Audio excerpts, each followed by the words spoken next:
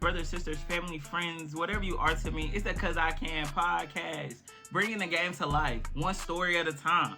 We dive deep into women's basketball, about to be women's sports, past, present, and future. From player stats to untold stories, we highlight the legends, rising stars, and the friends and lovers of the game. Because when it comes to the women's hoops, we just cover it all. Cause I can. Basketball is one of the most mentally demanding sports that we get the privilege to play because of its fast pace and decision making that a lot of us fans don't realize is going on. Athletes deal with performance anxiety, self doubt, negative self talk, the pressure to win, defining what is a win. But what we need to really realize a lot is that mental training is just as important as skills and drills training. One of the key mental strengths that we can give our players is self-talk. We all, it don't matter if we athletes, we work a 9 to 5, whatever, we have that inner voice that influences how we perform. Negative self-talk is something that we all are friends of. We'll listen to the negative side of things from ourselves before we listen to the positive side. Like, dang, I can't believe I just missed that free throw. Oh, I ain't as good as that other person. God, dog, why are you trying to hold me back? But what we need to really teach our athletes is how to combat those negative thoughts. It's like, oh, I practiced this shot. I'm ready for it. Every mistake is a chance to learn. Or I'm stronger. I'm prepared. I can do this. Or helping our athletes realize that mistakes happen. It's a part of the game. We have to get into the mindset about a really critical part of having mental toughness and understanding how to learn how to control our emotions during the game.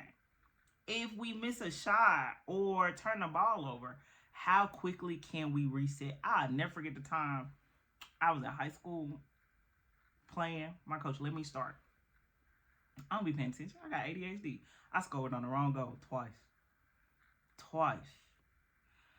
And sometimes when stuff like that happens, people laughing, your coach looking like, what is you doing? We have to teach and help our athletes understand how to stay present and how to focus in spite of and how to move on to the next play. Helping our athletes realize how to self-regulate in the moment will change the game mentally, emotionally, and physically for a lot of our athletes. So, we talk about all this mental stuff. Your player got anxiety, da da da da da da da. What can we do as a coach, as a former player? The best advice I can give, as well as I'm certified. Let's say that. Put your players in high stressful situations. Don't just put them in. We finna run 2 miles. We finna run da da da da da. Put them in ATOs. Put them in situations where you can see how they respond in high stressful, high performance situations. And instead of you as a coach or a parent responding like, oh, you should have known what to do, da da da da da da da, you ask them different questions. What did you see? What happened? Why did you respond like that? What were you thinking? What did you learn? In order to see what's going on mentally in your athlete's mind, because a lot of times we as coaches, we as parents, we as spectators, we assume that our athletes are thinking what we're thinking. We assume that our athletes are seeing what we see. That's not the case at all with a lot of our athletes. And so for us, instead of assuming and asking more questions of our athletes to understand, okay, why did this situation stress you out? And to give them the tools to help them self-regulate in those situations will be a game changer. So if you're a player, what's a practical step you can do to combat the mental negative self-talk, anxiety, performance anxiety, all that good stuff? Create a pregame routine. I know we think it's cliche, all that good stuff, but that routine helps us stay regulated. That routine helps us block out the extra noise. That routine helps us stay focused and present in what we're doing. Use breathing technique. Deep breath. In and out. In and out. Like, it's okay to do those things.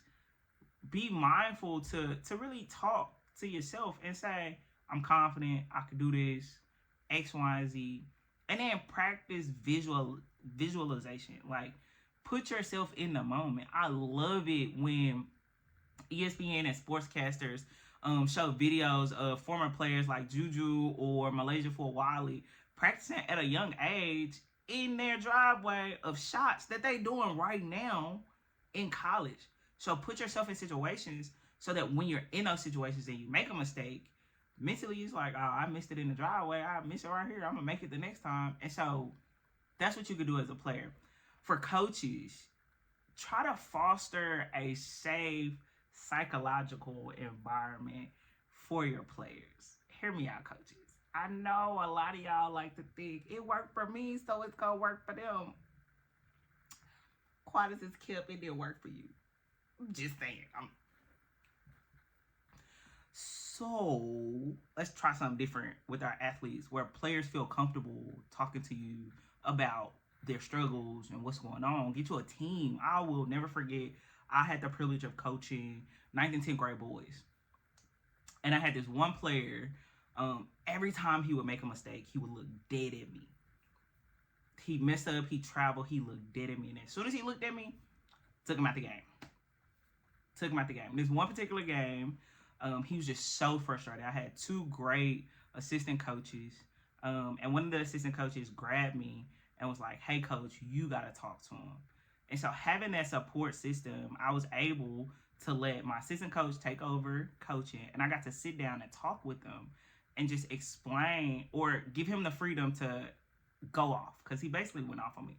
Such and such be traveling, you'll never take him out the game. Such and such do this, you'll never take him out the game. Why you always take me out the game? Da da da da da. And I had the privilege of explaining, hey, when you look at me for assurance and for the okay because you messed up, that gives me the notion that you don't trust you. So I can't trust you on the court. So I got to take you out because I don't want to keep putting you in situations where you can't trust yourself. You're going to mess up. You're going to make a mistake. I'm going to yell. Let it go. Move on to the next play. And it was such a beautiful moment because the next game, we played a really good team that was beating everybody. And we did a boxing one. And he was my one. And he locked that boy down. And we won by 20 points. And so, coaches, it's a beautiful thing to give your players a voice. I'm not saying let them take over your team, but give them a voice where they feel like I could tell my coach what I'm struggling with. I could communicate. Or, delegate, build you a good coaching staff where you got a coach on the team that is that psychological safe place for your players. Use confident building drills. Put them in high stressful situations where they can see the reward as a result. Oh, I was stressed, but I still did it. I can do it in the game. I can do it in real life because what basketball does is it gives us the opportunity to translate these experiences to real life and then just teach emotional regulation. You got to regulate first, coach, then teach them how to regulate. Okay. Look, I got a lot for coaches. I love coaches. I just want us to be better. Parents, yeah, avoid that post-game pressure. Don't get in the car and be like, why you ain't take that shot? That baby already knew that they didn't take that shot. That baby already in their head saying, I should have did this, I should have did that, I should have went this way. The coach told me go right, I saw the opening left, and I should have went to that. That baby already thinking about it. You getting in the car with that extra pressure makes them worse. Have open-ended conversations. Like what I said in the beginning, like, what did you learn today? Why do you think you missed that shot? What did you see? I love the way Dawn Staley coaches all of her players. I've watched a few of her documentaries, but specifically when she's asked about Malaysia for Wally, she literally says, I go to her and I ask her, what did you see? Not what did you do? What did you see? Because she wants to understand, okay, what is my player seeing so that she can have a good positive conversation about the bigger picture and the whole picture. And so parents, just try to have more conversations and less pressure with your players. And one more thing, parents, players, and coaches can do. I'm gonna talk about Don Staley a lot because we love Don Staley down around here. I think a lot of coaches do this, but I've only heard her speak about it. What I did with my players is we have a 5-second reset. You mess up, you got 5 seconds to, dang, I messed up. On to the next play, on to the next shot, on to the next stop. When South Carolina loses a game, they have 24 hours to soak in it. After that 24 hours up, it's on to the next, because you're gonna either learn from that loss or you're gonna dwell on it and keep losing. And I'm not just talking about on the scoreboard.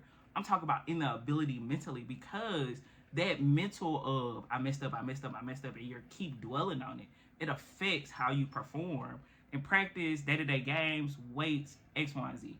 And so, players, parents, coaches, incorporate a 5-second reset, 24-hour reset. You take a L, it's a lesson, not a loss. Redefine what winning and losing is.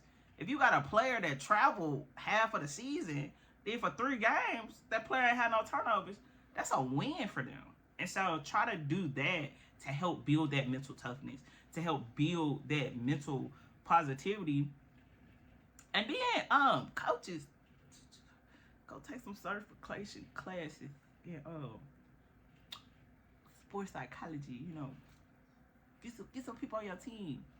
Don't just do it for one season. Keep it going. Build them up. Because we'll get into this in a later episode. A lot of players that don't go pro, a lot of players that don't go overseas, a lot of players that don't have the opportunity to keep playing in college or after college, once those careers are over, mentally and emotionally, they don't know what to do. Because ain't nobody prepared them for the mental toughness.